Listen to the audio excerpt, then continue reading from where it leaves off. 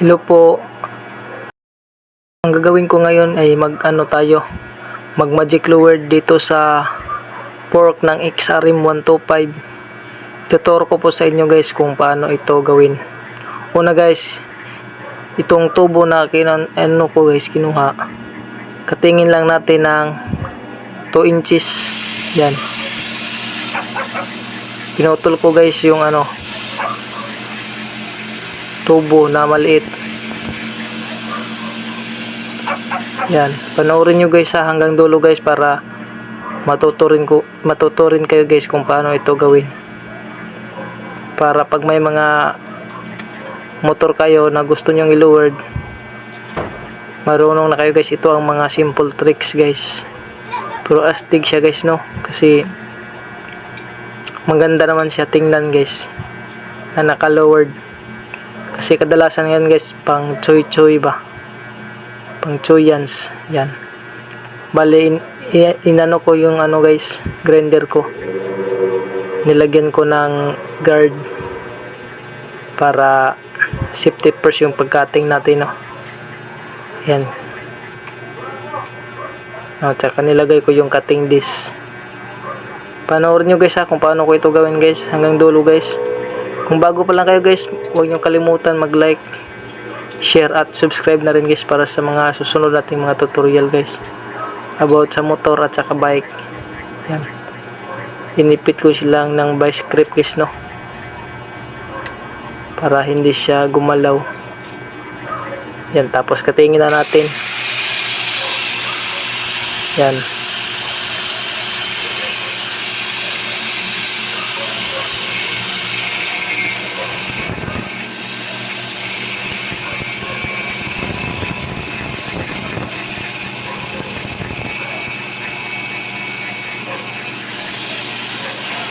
Yan, ganyan lang siya guys. Pag naputol na siya guys, yan, naputol na. Panoorin nyo guys sa isa na, bali dalawa siya guys, left and right to siya. Yan, nilagyan ko lang ng guhit para matuto kayo guys kung paano gawin guys.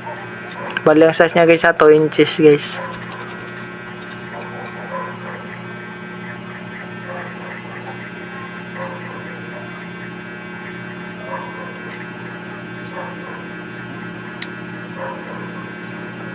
Yan. Panoorin nyo hanggang dulo guys kung paano ko ginawa guys para masundan nyo ng maayos guys. Huwag nyo i-skip guys para matuturin kayo guys kung paano gawin guys.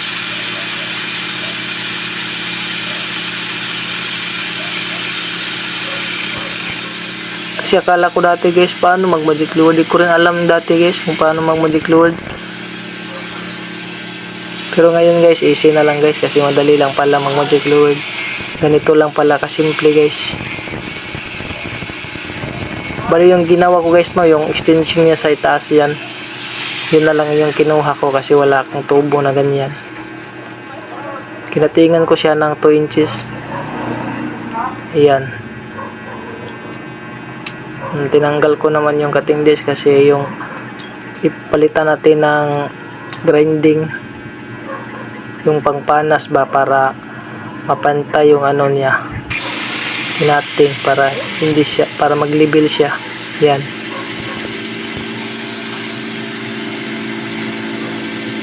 Guys, panoorin nyo ng maayos guys at sundan nyo lang kung paano ko ginawa kasi madali lang talaga ito, simple tricks lang ito pero maganda siya tingnan guys, no?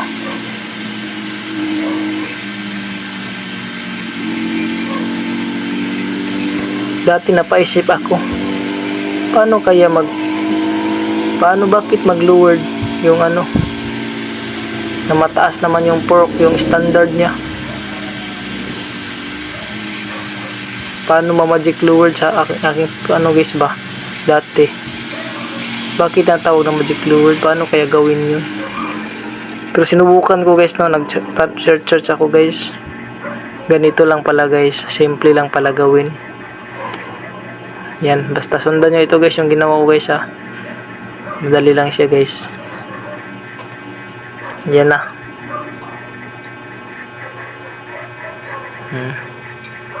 Ano na ako guys ng pork, yung oil niya.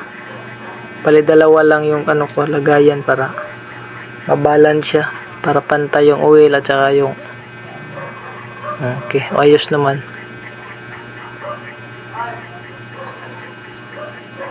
Yan lang gawin nyo guys, huwag nyo i-skip guys para matuto kayo guys. Sinukat ko pa yung bowl para madali ko lang may pasok guys, no. Ayan.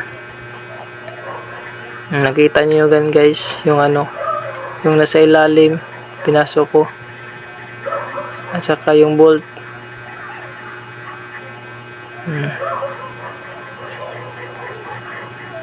Doon ko nilagay yung ano guys, yung kinating ko na tubo na maliit. Doon sa mayroong tubo din na maliit guys, at saka may kasama na spring na mababa. Doon mo ilagay guys, saka ipasok mo doon sa pork niya guys. Kung may naano kayo dito sa ano guys, sa video ko guys, kung nalito kayo guys, mag-comment kayo guys para ituro ko sa inyo guys, para ma-replyan kita ng maayos at may ipaliwanag ko ng maayos sa iyo guys. Mag-comment lang kayo sa baba guys ha. Yan.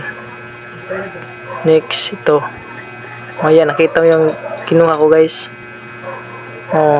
Doon mo ilagay, doon ko nilagay yung ano, tubo, yung kinating ko. Tapos pinasok sa yan. Yung pinasok ko guys, doon ko nilagay. Yan. Kung nalito kayo guys ha, basta paalala lang sa inyo, huwag kalimutan magtanong, mag-comment kayo sa baba para mapaliwanag ko din sa inyo ng maayos kung ano, nalilito kayo sa video ko. Yan, maganda siya guys, naka-lowered na siya guys. Yan, mababa na siya, hindi katulad ng dati nung tinanggal ko pero hindi na ako naka-video. Mataas siya talaga guys sa kanyang stock. Ang laki ng kaibahan niya guys kapag naka-magic lowered na. Yan guys, no, naipasok ko na sa ano, inner tube yung sa outer tube yung inner. Yan.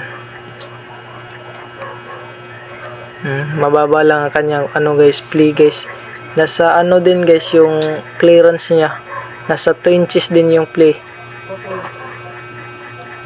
Maliit lang siya guys, kasi ano na guys, nakadagdag na extension dun sa spring niya sa ibaba.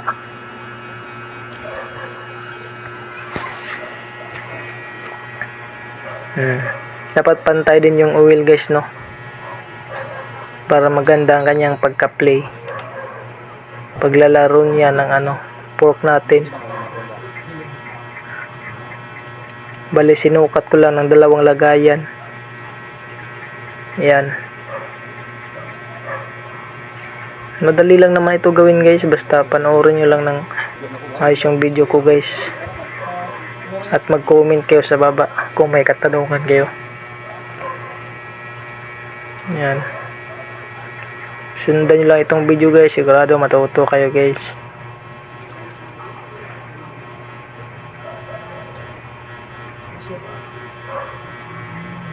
Yan, nilagyan ko na ng takip.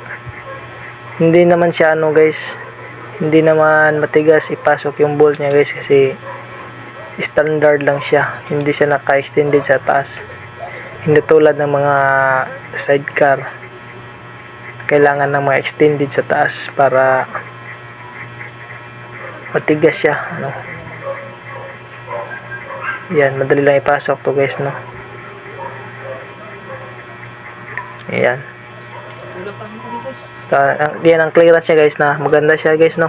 Yung play niya, ang ganda ng kanyang play. Basta guys ha, pag ano, Kung bago pa lang kayo dito sa aking YouTube channel, huwag niyong kalimutan mag-like, share, and subscribe para sa susunod nating mga ganitong video o ganitong vlog ba about motor at saka bike. Kasi ako po ay nasa mekaniko po ako dun sa ano guys, dito sa amin sa Kabadbaran.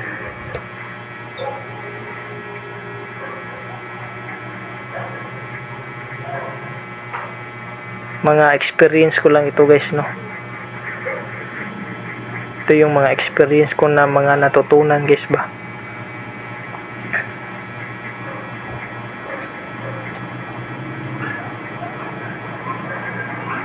Yan, nilagyan ko siya ng oil. Tsaka yung extension niya sa itaas, yung standard lang niya. Yan. Tsaka ipasok yung bolt. O ganyan lang siya guys. Ganyan lang siya kadali mag magic lowered.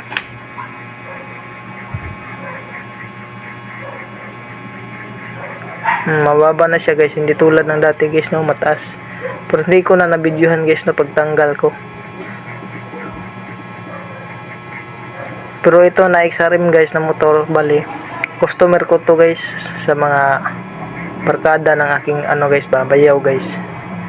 Dito sa akin nagpa-repair, bali na. Sadline ko na ito guys. Gabi na kasi hindi masyado maliwanag guys yung ko guys, camera. Pero makita naman nyo guys, no, kung Yan, binalik ko na guys. Madali na ito ipasok guys. XRM 125. Ayan. Binalik ko na siya. Madali lang ipasok lang. 2 bolt lang, taas at saka baba. Madali lang naman to ipasok. Ayan. At saka sa kabila naman. Ganyan lang guys, na dun sa kabila. Pasok natin sa taas. Madali lang mag magic lowered guys, no.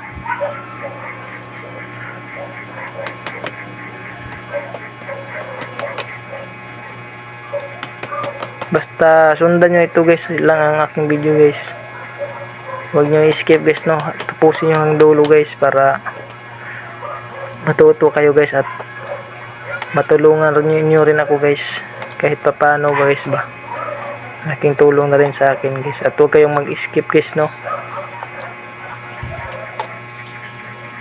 Yan, yung dalawa guys na bolt, yan lang, higpitan lang natin.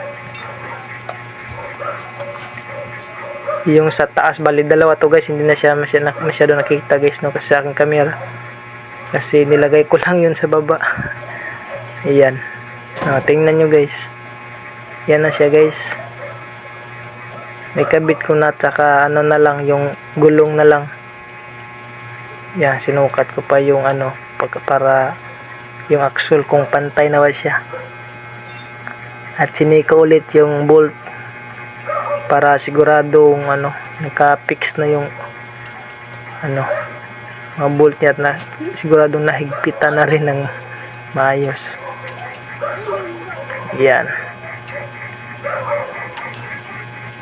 Yan po, madali lang ito guys. Dalawa lang ang bolt guys, nasa taas at sa baba. Dun sa kabila din guys, siniko, hinigpitan ko lang siya guys, no. Ayan, binalik ko na siya. Ayan. Ganyan lang talaga guys, mag magic lowered ng XRM. Ang dali-dali lang talaga. Basta check nyo talaga guys, pag natapos na kayo, kailangan nyo i-check kung baka may nakalimutan kayo guys, kasi yung mga nakalimutan guys walang guys, di na to walang imposible. Ayan, kailangan guys pagkatapos check talaga, kasi tinatawag yung sa Bisaya pa guys, walay gahom ang kalimot.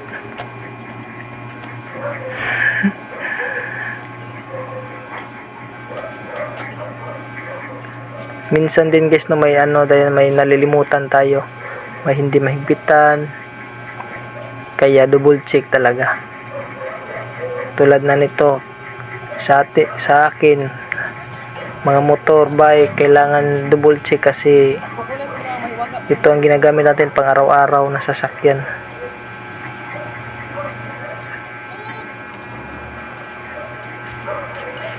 Para safety rides mga idol ba mga guys. Kailangan double check yan. Nilagay ko na yung gulong, hinigpitan ko lang yung bolt ng axle niya. Yan. And guys, huwag kalimutan mag-like, share, and subscribe guys dito sa aking channel guys, para sa susunod guys na mga ganitong tutorial guys, updated kayo guys, para marami din kayong matutunan guys ba. At kung may mga katanungan din kayo guys, huwag kayong mahiya magtanong guys, magtanong kayo guys, mag-comment kayo sa baba.